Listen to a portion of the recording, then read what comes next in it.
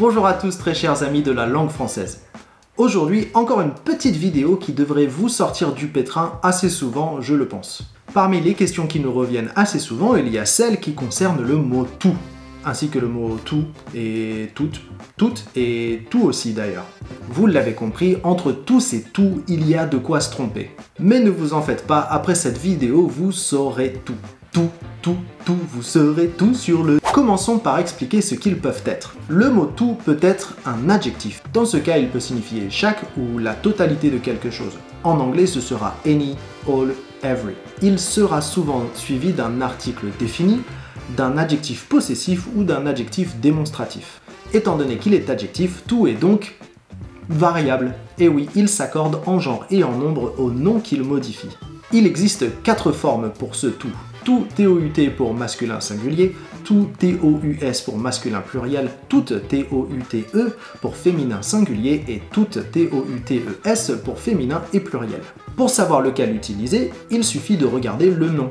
Par exemple, il a bu tout le lait, lait est masculin et singulier, donc tout TOUT. J'ai mangé toute la matinée, matinée est féminin et singulier, donc TOUTE.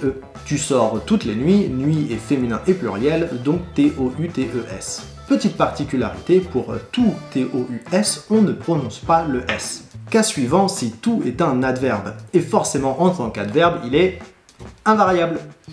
Ce serait bien, hein, mais en fait, non. M'énerve cette langue, elle m'énerve. Bon d'accord, tout en tant qu'adverbe sera la plupart du temps invariable, on va le garder écrit TOUT. Mais cela dépend de ce qu'il modifie. S'il modifie un autre adverbe, il est invariable. Par exemple, ils avancent tout doucement. Quand il modifie un adjectif, il reste invariable tant que celui-ci est masculin. Il est tout calme.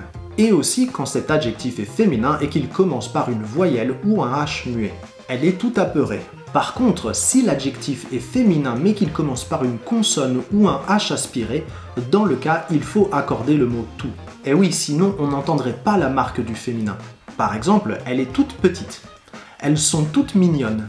Donc regardez ce que tout modifie. S'il s'agit d'un adjectif féminin, commençant par une consonne ou un H aspiré, on l'accorde. Le reste du temps, on le garde TOUT.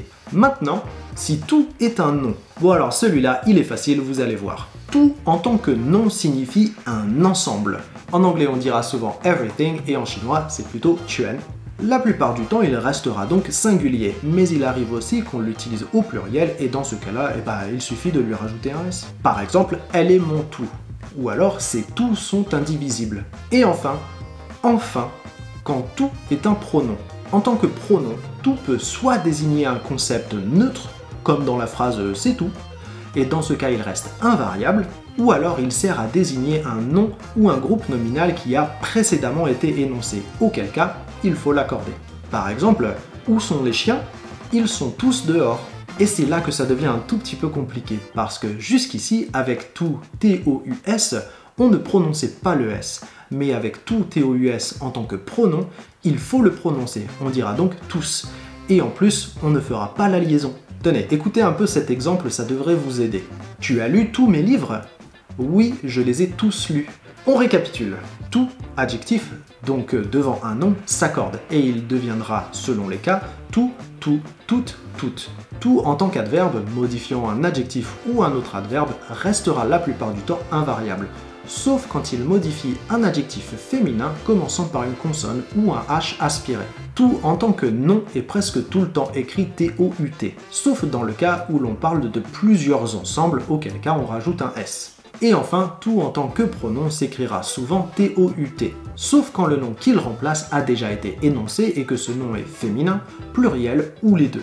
Et quand il est masculin et pluriel, on prononce le S de tous. Et bien entendu, il faut toujours prendre en compte les liaisons. Et voilà, c'est tout. C'est tout. Ah et puis il y a la toux aussi, mais ça n'a rien à voir. Merci à tous d'avoir regardé cette vidéo. N'hésitez surtout pas à la liker, la commenter et la partager. Et bien sûr, pensez à vous abonner à notre chaîne. Tiens d'ailleurs, je vais vous laisser un petit peu de temps pour que vous le fassiez.